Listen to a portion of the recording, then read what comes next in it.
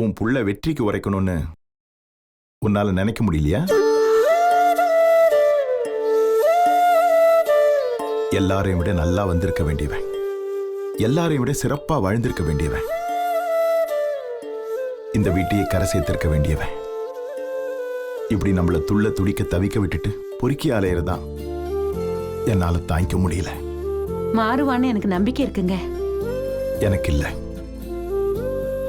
அதை விடு. கலை சம்பாதிச்சது, பணம் கொடுத்ததை விட பெரிய விஷயம் என்னன்னு தெரியுமா? வாங்கின பணத்துக்கு கணக்கு சொல்லி பாக்கி பணத்தை என் கையில கொடுத்தான் பாத்தியா? அங்கதான் என் மனசுக்கு ஜில்லுன்னு இருந்துச்சுமா. அவனை பொறுப்பாத்தான் வளர்த்துருக்கோன்னு நினைச்சுக்கிட்டேன். அவனுக்கு பொறுப்புக்கு என்னங்க குறைச்சல்? வேலை இல்லாம வீட்டுல இருந்தா கூட கரண்ட் பில்லு, ரேஷனுக்கு போறதுன்னு எல்லா வேலையும் அவன் தானே பாத்துக்கிட்டான். அப்படி என்னங்க? மூத்தவன் தான் குடும்பத்தை தாங்கணும். ஆனா இங்க குடும்பம் தான் அத்தனை பேரையும் தாங்குச்சு. இந்த வீட்டுல என் காலம் முடியறதுக்குள்ள ஒருத்தனாவது செட்டில் ஆகிறத பார்க்க மாட்டோமான்னு தோணுச்சு. இது போதும் கமலா. என்ன பேச்சு பேசுறீங்க? கலை உருப்பட்டிட்டான். அதை விட முக்கியமா பேத்திய கூட்டிட்டு வந்துருவான். பல வருஷத்துக்கு அப்புறம் ஒரு சின்ன குழந்தை நம்ம வீட்டுல நடமாட போகுது. நம்ம பேத்தியே நாமளே சீராட்டி வளர்க்க போறோம்.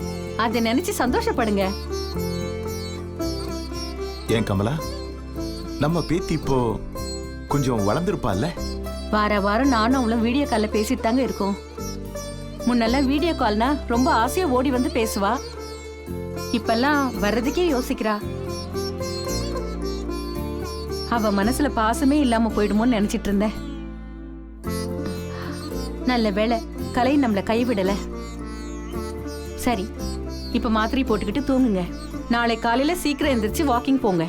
இன்னைக்கு ஸ்வீட் சாப்பிட்டிருக்கீங்கல்ல, சர்க்கரையாவது குறையும். சரியா? சரி சரி.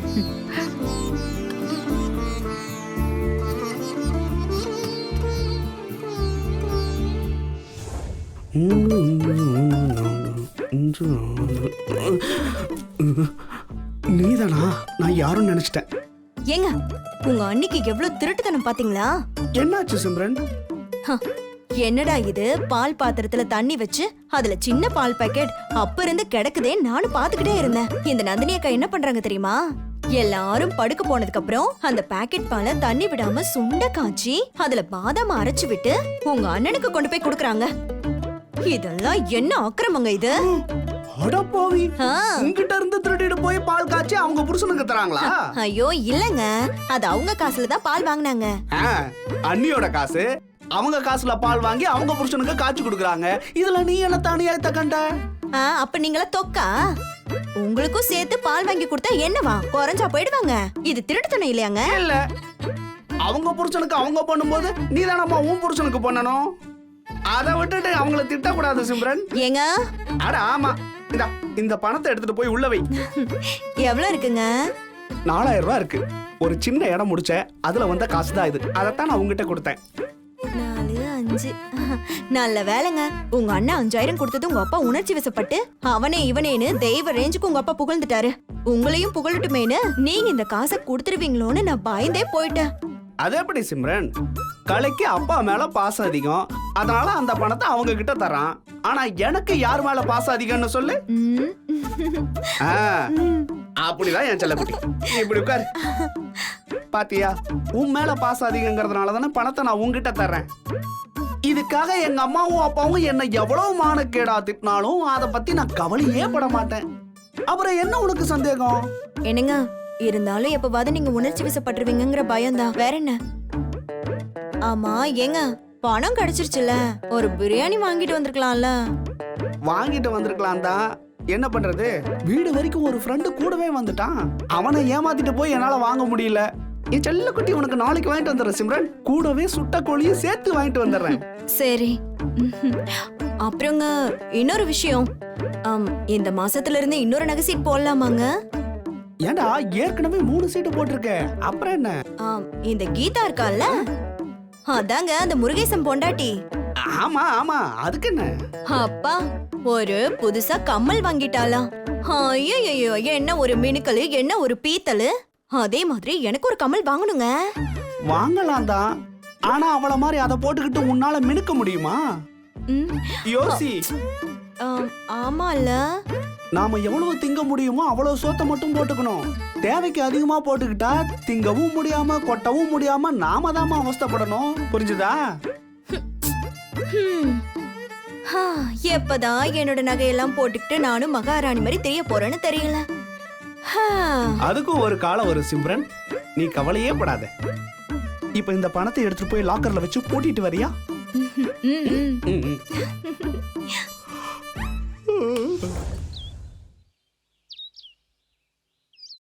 இதுக்கு முன்னாடி பல தடவை நான் அவளை மன்னிச்சாச்சு. இந்த தடவை மன்னிப்புங்கிற பேச்சே கிடையாது. இதுதான் என்னோட கடைசி ஆர்டர். இனி அவளை பத்தின பேச்சு இந்த வீட்டுல யாரும் எடுக்க கூடாது. அவ்வளவுதான் சொல்லிட்டேன். பத்மா, முக்கியமா உனக்கு தான் சொல்றேன். அன்னிக்கிட்டையும் சொல்லிடு.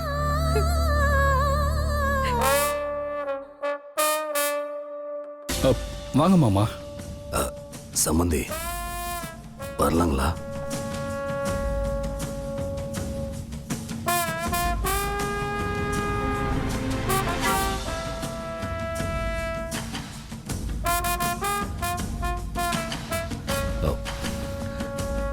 சம்பந்தி, என்னென்னமோ நடந்து போச்சுன்னு கேள்விப்பட்டேன். அதை பத்தி விசாரிக்கலான்னு தான். போதும் சம்பந்தி, எதை பத்தியும் நான் பேச விரும்பல. சித்தப்பா,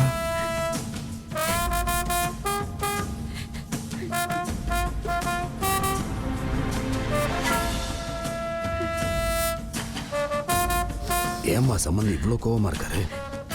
இப்படி அவர் இருந்து நான் பார்த்ததே இல்லையே. அந்த அபி அந்த அளவுக்கு பேசிட்டாப்பா. அது மாமாவால மறக்கவே முடியல. அதான்ப்பா இவ்ளோ கோவமா இருக்காரு. அபி என் பொண்ணே இல்லைன்னு சொன்னதும் இல்லாம அவ சம்பந்தப்பட்ட எல்லா பொருளையும் வாசல்ல போட்டு எரிச்சிட்டா இருப்பா. நானும் அபி எப்படியாவது சமாதானப்படுத்தி இங்கே கூட்டு வந்துடலான்னு எவ்வளோ முயற்சி பண்ணி பார்த்துட்டேன் மாமா. ஆனால் அபி தான் எதையும் நடக்க விட மாட்டேங்கிறா. சூர்யா, அபி விஷயத்துல நீதாண்டா எப்படியாவது அப்பாவை சமாதானப்படுத்தணும். என்னன்னு சொல்லி சமாதானப்படுத்துற சித்தியே சொல்லுங்க. எவ்வளோ பேச்சு பேசினா அவ சித்தப்பாவோட ஹார்ட் அட்டாக்கே நாடகம்னு சொல்லிட்டா. ஹாஸ்பிட்டலில் பெட்டில் படுத்துட்டு இருந்த மனுஷனுக்கு மறுபடியும் அட்டாக் வராமல் இருந்தது பெரிய விஷயம் சித்தி. இதை பாருங்க, இனிமே இதை பற்றி சித்தப்பாட்ட பேசவே முடியாது. சம்பந்தி அம்மா, இப்பொழுது என்ன பிரயோஜனம்? பொம்பளை புள்ளைய வளர்க்கும் போது பொறுப்போட வளர்த்துருக்கணும்.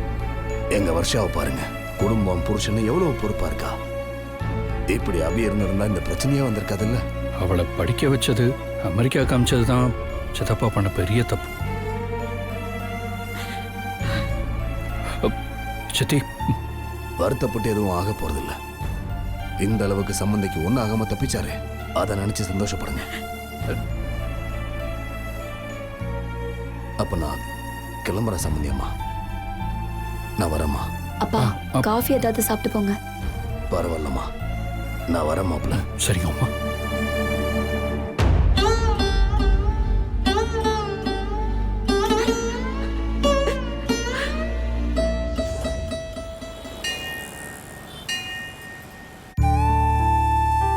சித்தப்பே அடி. சரிப்பா. நல்லா அடி. ஆக்சிலேட்டர் திருவு. சித்தப்பு வேகமா அடி சித்தப்பு. வேலைக்கு ஆகுது. உடு உடு உடு உடு. வேலைக்கு ஆகாது. டேய், நம்ம சம்பளத்திட்டே கொடுத்துரு. அண்ணா, நாமளே மாத்திடலாம். எதுக்கு? அவன் வேலைக்கு அவன் இருக்கான்ல, அவன் பார்த்துப்பான். நமக்கு 4 வீலர் மெக்கானிசம் போதும். சரியா? சரிப்பா, நான் போய் சரி சுட்டு வந்துடுவா. கொடுத்துரு. என்னப்பா இவ்வளோ சாவி இருக்குது? அது வீட்டு சாவி, பீரோ சாவிலாம் இருக்கும், எடுத்துட்டு போ. சரி, வீட்டு சாவி நான் தனியாக எடுத்து கொடுத்துட்றேன். எதுக்கு? 1/2 மணி நேரத்துல சர்வீஸ் பண்ணி அவனே திருப்பி கொடுத்துறப்பா. நீ பொறுமையா இருந்து வாங்கிட்டு வா. நான் இங்கே தான் இருக்க போறேன். டேய், அந்த வண்டி ஆண்டா ரொம்ப நாள் அங்கேயே இருக்கு. என்ன பிரச்சனை? அண்ணா, ஃப்ரண்ட் வீடு அடாயுதுங்க. டேய், அந்த டூல் பாக்ஸ் எடுத்து வாடா. எடுத்துட்டேனே, வரேனே. அதுக்கப்புறம் அந்த ஃப்ரண்ட் கண்ணாடி ஏறினா இறங்க மாட்டேங்குதுங்க. அது என்னன்னு பாருங்க.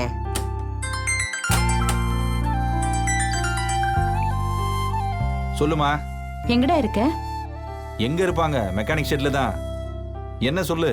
டேய், சித்ரா வீட்டுக்காரங்க குலதெய்வம் கோயிலுக்கு சாமி கும்பிட போறாங்களாம். எல்லாரும் உடனே கிளம்புறோம். இங்க பாரு, நம்ம குலதெய்வம் கோயிலுக்கு வந்ததே பெரிய விஷயம். இதுல அன்னி குலசாமி கோயிலுக்குலாம் என்ன கூப்பிடாத, நான் வர முடியாது. டேய், நான் உன்னை கூப்பிடலடா. அபி வீட்ல அவ மட்டும் தனியா இருக்கா. நீ வந்து அவளுக்கு துணையாயிரு. ஆமா, அவ பெரிய மசால் வடை காக்கா தூக்கிட்டு போறதுக்கு. அதெல்லாம் அவ தனியா இருந்துப்பா. நீ கிளம்பி போமா. டேய், நாங்க போய்க்கிறோம். ஆனா உங்ககிட்ட முக்கியமான விஷயம் பேசணும். நீ உடனே கிளம்பி வீட்டுக்கு வா.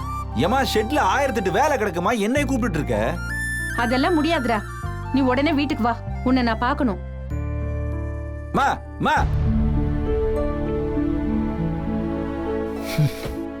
இதோட பெரிய இம்சடா. இங்க வா அங்க வா டார்ச்சர் பண்ணிக்கிற. டேய் நான் வந்து பாக்குறேன்டா. டேய் சாவி எங்கடா? அண்ணா இப்பதாங்க சித்தப்பா கிட்ட வாங்கி கொடுத்து அமிச்சா, அதுக்குள்ள மறந்துட்டியா? ஆமா இல்ல கொடுத்தேன்ல, மறந்துட்டேன்டா. டேய் பேய் வா, வண்டி எடுத்து நான் டிராப் பண்ணிரு. டிராப் மட்டும் பண்ணணுமா இல்ல பிக்கப்பும் சேர்த்து பண்ணணுமாண்ணே? சாவடிச்சிருவோம் உன்னை நான். டிராப் மட்டும் பண்ணு, வரப்ப நான் ஆட்டோல வந்துருவேன். சரிண்ணே, சாவி எடுத்துட்டு போனேன். போன்ல வேற சார்ஜ் கம்மியா இருக்கு. வாடா டேய் வாடா. வரனே.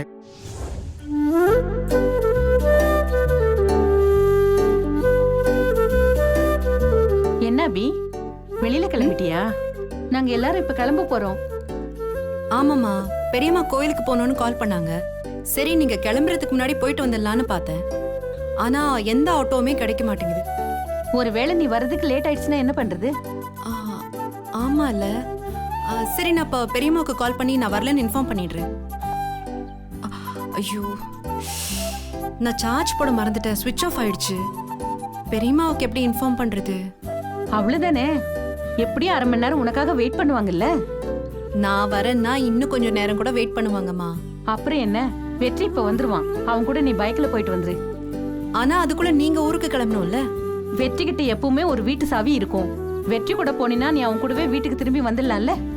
அவர் எப்படிமா என்ன கூட்டிட்டு போய் விடுவாரு? மாட்டேன்னு தான் சொல்லுவான். நான் தான் அவனை அரட்டி உருட்டி சம்மதிக்க வைக்கணும். நான் அவனை சம்மதிக்க வைக்கிறேன். நீ கவலைப்படாத, உள்ள வா. இந்த நேரத்துல ஆட்டோவே கிடைக்காது. பசங்கெல்லாம் ஸ்கூலுக்கு போற நேரம் வேற. நீ உள்ள வா. வா.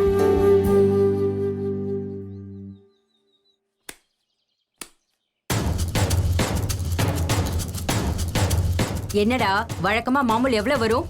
இப்ப அந்த கால்வாசி கூட வரல. வட்டிக்கு கொடுத்தது வேற அப்படியே தேங்குது. என்னடா இது, வருமானம் இப்படியே குறைஞ்சிக்கிட்டு போனா உங்க அண்ணன் எப்படிதான் பிழைக்கிறது?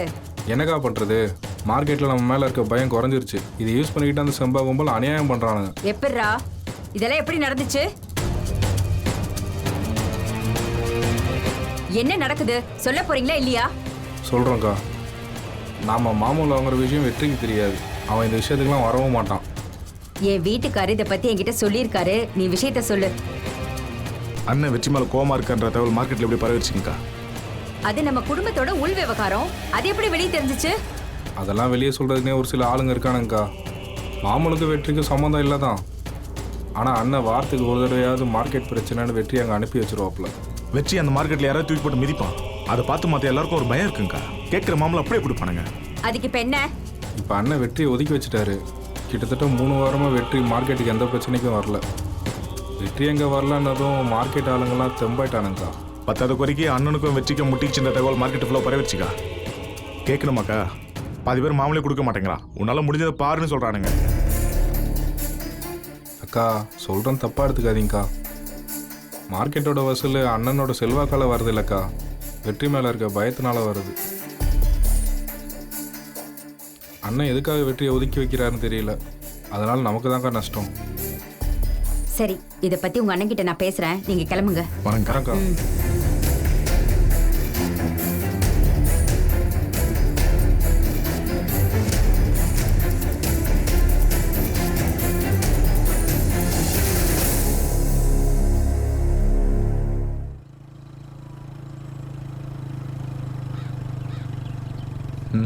நீ பாட்டுற. சரி, வண்டி சர்வீஸ் முடிஞ்சோடனே வீட்டில் கொண்டு வந்து கொடுக்க சொல்லு. சரிண்ணே. அண்ணே வரண்ணே.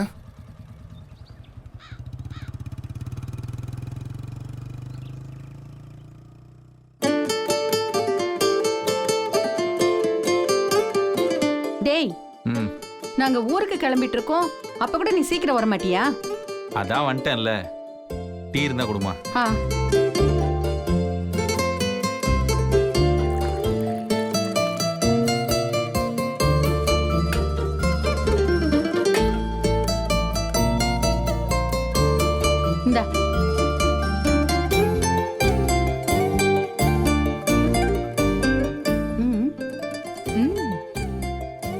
வெற்றி, அபி கோயிலுக்கு போகணுமாண்டா.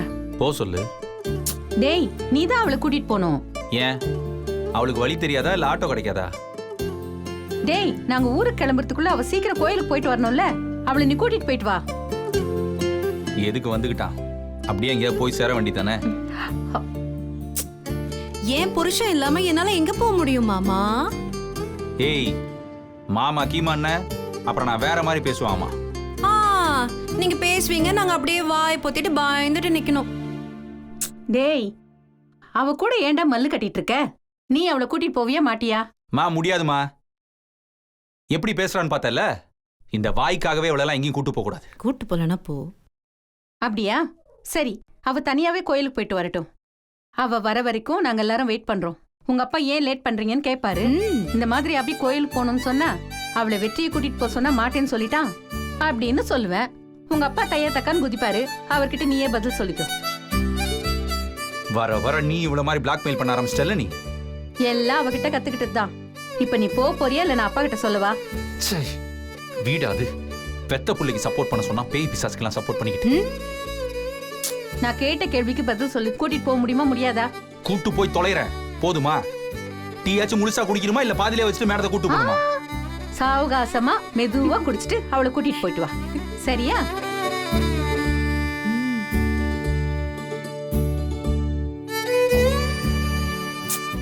இங்க என்ன லுக்கு? கோயிலுக்கு கிளம்பணும், சீக்கிரம் டீயை குடிங்க. இருக்குடி உனக்கு.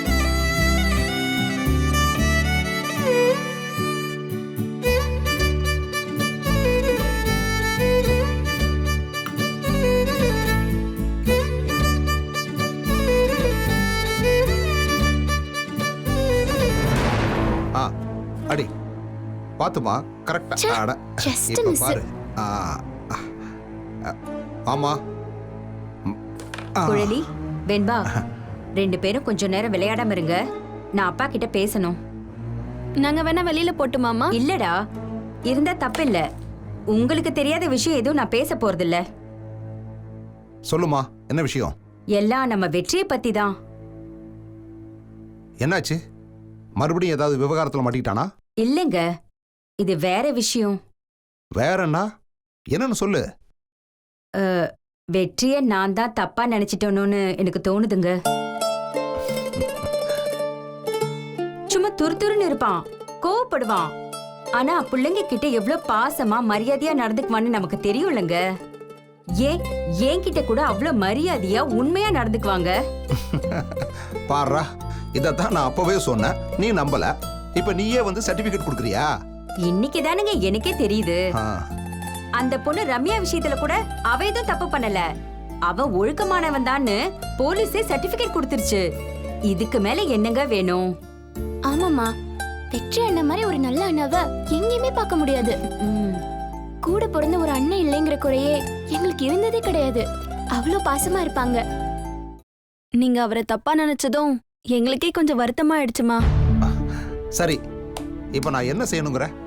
பாவங்க வெற்றி, நான் தான் என்னென்னமோ சொல்லி உங்களை குழப்பிட்டேன் போல. ஒண்ணு பண்ணுங்க, புள்ளைய நேர்ல போய் பார்த்து நல்லதா 4 வார்த்தை பேசி சமாதானம் பண்ணுங்க. பாவம், நீங்க அவன் மேல கோவமா இருக்கீங்கன்னு நினைச்சு அவன் வருத்தத்துல இருக்கான். அவ்வளவுதான விஷயம். இப்பவே போய் நான் அவனை சமாதானப்படுத்துறேன். வேற ஏதாவது இருக்கா? ஊர்ல பாண்டியார் தோப்பு விலைக்கு வருதுன்னு உங்களுக்கே நல்லா தெரியும். வேற யாரையும் வாங்க விட்டுற கூடாதுங்க. நாம தான் அதை வாங்கி போடணும். அதை மட்டும் மறந்துடாதீங்க. அவ்வளவுதாங்க. மறக்க மாட்டேம்மா, மறக்கவே மாட்டேன். எப்படியும் இந்த மாசத்துக்குள்ள காசு சேர்ந்துரும். நீ ஒன்னும் கவலைப்படாத, தோப்பு நம்மளுதான். அப்ப நீங்க உடனே வெற்றி கிட்ட பேசுங்க. இதோ இப்பவே பேசிடுறேன். நீங்க போங்க, உங்களுக்கு பதிலா நான் விளையாடுறேன். சதுரங்க விளையாட்டுல உங்களை விட நான் கில்லாடி.